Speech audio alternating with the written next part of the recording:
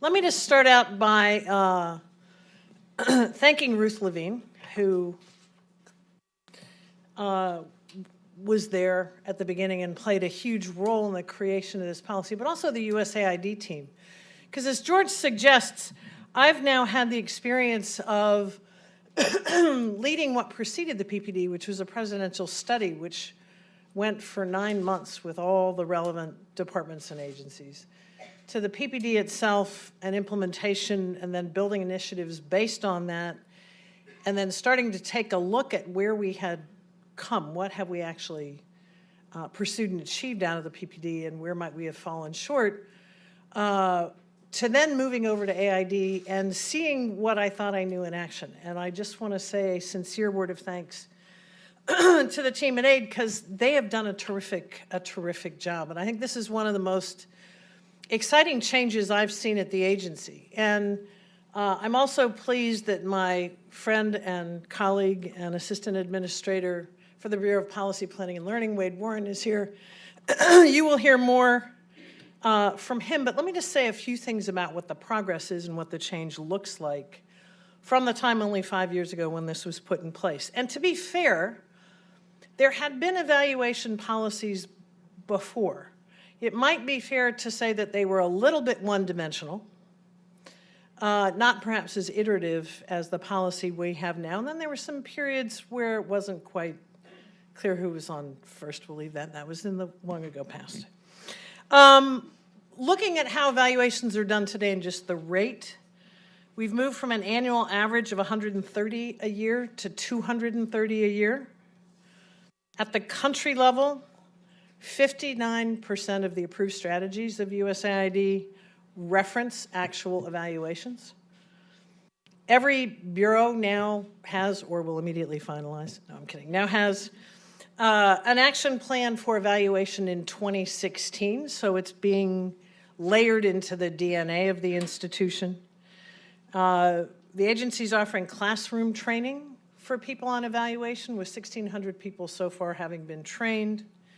And obviously, we're seeing project shifts when evaluations yield analysis and data that suggests we need a mid-course correction.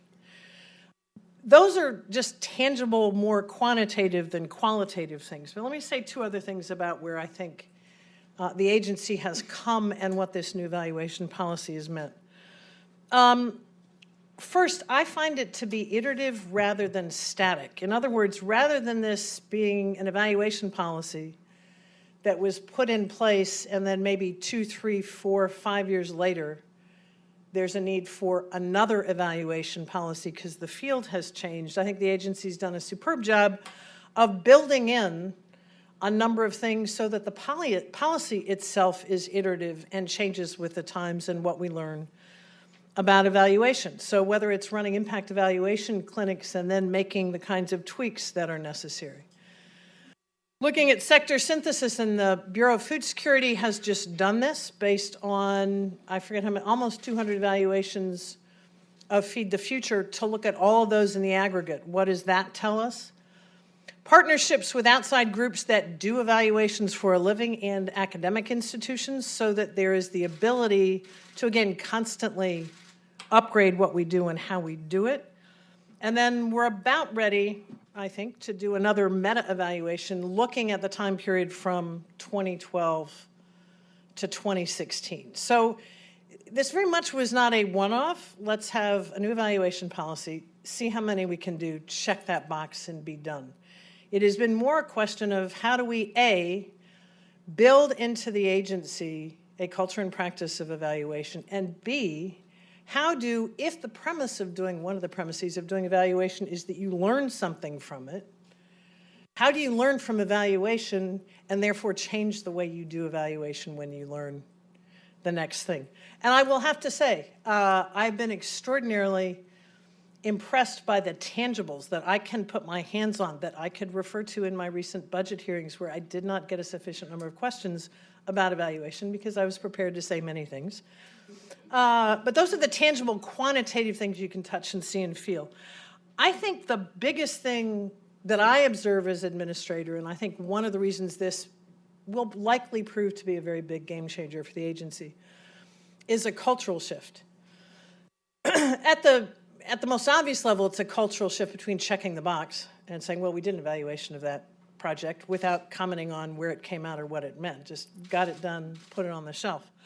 But I think it also reduces the pressure on a federal agency to confirm that everything is fine and increases the incentives for saying, here's what's happening, here's what the impact is, here's what we've learned, here's how it is going, based on facts and evidence. And those are two very different things, and it's an important cultural shift. I'm looking at one of my colleagues, Patricia Rader, that I worked with at AID when I was there during the Clinton administration, and I think the culture in the community then, because you also didn't go to really big events at Brookings where people wanted to talk a lot about evaluation and foreign assistance then, seriously. There was not a big advocacy think tank academic community coming together for this. But I think the incentives then were to confirm that it's all going very well, thank you very much, because if there's any concession that something isn't going well, maybe there'll be fewer resources and then we can't do everything and then the world will end. And I think that, again, the cultural shift is one that recognizes that development is an aspiration, but it's also a discipline. And if we can master the discipline and say, here's where we got the outcomes we anticipated, here are two things we learned that caused us to make a mid-course correction. Or we stopped this program altogether because we did an evaluation and it turned out that our assumptions may have been incorrect. That's a game changer, and it's an incentive, again, to drive with evidence. And my experience is limited, even though I do like to say I'm in my second year as aid administrator because I was confirmed on November 30th. My experience is that with our interlocutors on the Hill, inside the government as well, more confidence is inspired where we can say this is what we know, even when that means that something has not gone exactly the way we planned or we've learned something that we hadn't anticipated, rather than every project is a total success. So that's a big, huge cultural shift, incentivizing the use of evidence and facts and not having to kind of apologize or defend. I think it also counters the tendency in the agency, although I still think there's a lot of this externally, quite frankly, to measure inputs or to drive with the instrument. And what I mean by this is something that was very much in my mind when we did the PSD and the PPD and still drives me utterly crazy, which is there is this notion somehow that if you're saying here's a development challenge or a country or a sector, the starting point is often, all right, how much are we going to spend? How many aid dollars do we put into that as a measure of either our commitment or impact, and then we drive with the instrument. We say, well, we have $100 million for that, and here's what we can do with $100 million, and therefore that's the game. That's not what this is about, and part of what we tried to do in the PPD is get agencies into the culture and habit of saying, here's a problem or an opportunity, what's the diversity of resources we can array behind it? Those might include assistance, those might include diplomatic capital, that might include risk insurance from OPIC. It might include some action in the World Bank through the Treasury Department. But rather than this measuring the inputs and driving with the instrument, I think the culture of evaluation allows us to broaden the analysis of what we're trying to do and what we're learning. I also think, and this is, again, I have felt strongly, and it's one of the reasons that I am particularly proud that this administration chose to bring USAID into the policy deliberations process. It's a really valuable way to marshal the knowledge that is in the building. I've learned a lot in my career, and certainly for this job, from men and women who are career USAID folks. Been mission directors in 2 or 3 places, for example. And part of the reason I learned so much is they've got this institutional knowledge that has been built up over many years, many experiences, many countries. Evaluations allows us to systematically build that knowledge base so that it can be drawn upon again and again. Because what you find in the policy arena is that the fact that we did something somewhere else 3 years ago when that sounded like a really good idea, but we did an evaluation, and it turned out that wasn't exactly the best way to do it, is a way to tap in to a foundation of knowledge in the Ronald Reagan Building, which I think is underutilized, but systematically bring it to the table. I think my observation, and I want to be very careful, because I think to ensure that this works, we've got to be vigilant and active and keep working it. I don't think anybody's ready or inclined to, as I say, check the box and say we're done. I find the culture of analysis, evaluation, evidence to have infected pretty much all parts of the building, and I'll give you a couple other examples of that. A lot of it is on the program, project, initiative side. Even on the management side of the agency, or those cases where we have a challenge to address, something's gone wrong somewhere, there's a GAO report, I find with absolute consistency when I meet with people, they say, here's what happened, we've done our assessment of why we think it's happened, which is without exception, yet, extremely frank and evidence-based, and here's what we think the 3 solutions are. That culture I find in every single bureau I deal with. And it gives me enormous confidence on all the work we have to do. So I think there's a common practice. Ruth, you and the many people who worked on this and the people who have carried it forward and are doing it today deserve an enormous amount of credit, because this wasn't something that was stuck onto the building or the agency to be championed by an individual, and maybe it would succeed or maybe it would fail. It's a virus that successfully has infected the institution. Now, all of that said, I think there are a lot of challenges going forward that I would point to. One is balancing the need for accountability with the imperative to learn. And those are 2 different things. As an agency, we constantly need to learn, as do our partners in the field and elsewhere, and so that we can reprogram that learning into what we're doing. But evaluation is also a very powerful tool for holding ourselves accountable and making the case to the American public and the Congress that we are good and effective stewards of the taxpayer money, because we can show what the outcomes are and we can do evaluations on a regular basis so that if they are not what we anticipated, we can mid-course correct. But those are 2 very, very big tasks. They're not in competition, but they are not the same. And I think in terms of how the agency manages this going forward, one of the things we need to think about is what's the appropriate balance between those 2 in terms of how we build on evaluation going on into the future. The second is the diversity of things that this agency does. An evaluation in a global health, maternal child health program is one thing. An evaluation in a part of Somalia you cannot physically get to is a very different enterprise. And so I think thinking through as we move forward, what I've thought about as the 3 of the missions that we have as an agency. One is that area of work where we are a development agency, operating in environments where the conditions are best aligned for sustainable outcomes. That may be sector-based, that may be the work in global health, that may be country or region-based. Evaluations in those cases are relatively easier than in the 2 other cases. The second is those places where our job is to prevent, mitigate, and respond to crises.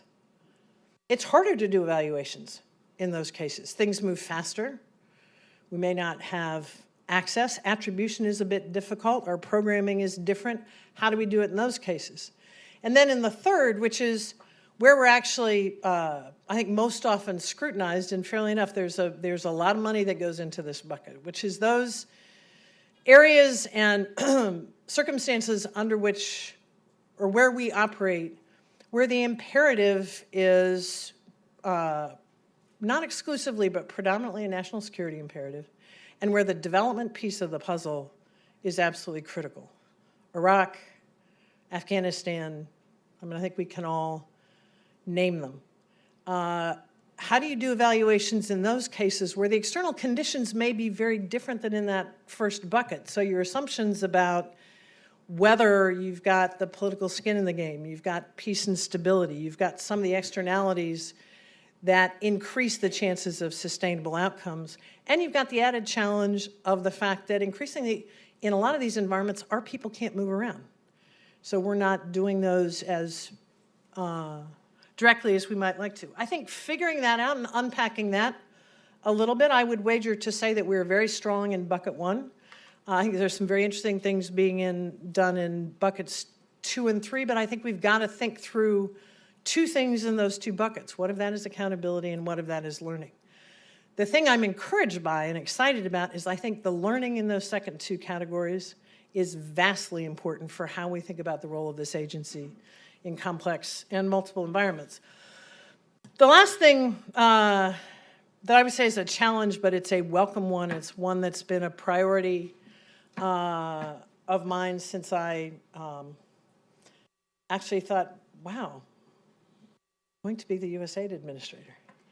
But in fairness, was also a priority, I think, even from the day we started with the PSD and the PPD.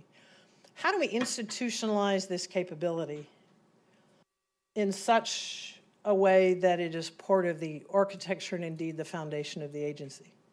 Now, you know that one of the things that was done early in the administration was to, I always wonder whether I should say establish or reestablish the PPL Bureau in the agency. That was a critically important move. It has made a fundamental difference in what the agency's been able to do over the last few years. Strengthening that bureau, making it sure it has the capacity, the credibility within the agency, the tools that it needs to lead on evaluation, drive it, but make sure that other parts of the agency are taking it up. That we build the feedback loop that I think we have partially in place, but requires less people carrying an evaluation from one place to another and more the automaticity that comes when this is just part of the institutional culture. I'm optimistic about it because I think we're probably a good 75% of the way there. And I think we've got the right team to do it. But in terms of my priorities with respect to evaluation over the coming months, it's really to institutionalize this capability so that it is something we can pass from one administration to the next and will be strengthened further, rather than being something that is just kind of left to lapse or changed altogether. So that's where I think we've come. That's where I think we are. That's where I think we're going. And again, I look back at a lot of things we started early in the first term in terms of how we thought about development, or as George reminds me, we thought about at Y River when we started MFAN. And I will say one of the things I'm very proud of is we're not done yet. We're not going to succeed if we ever declare that we're done on something like evaluation, but we did it.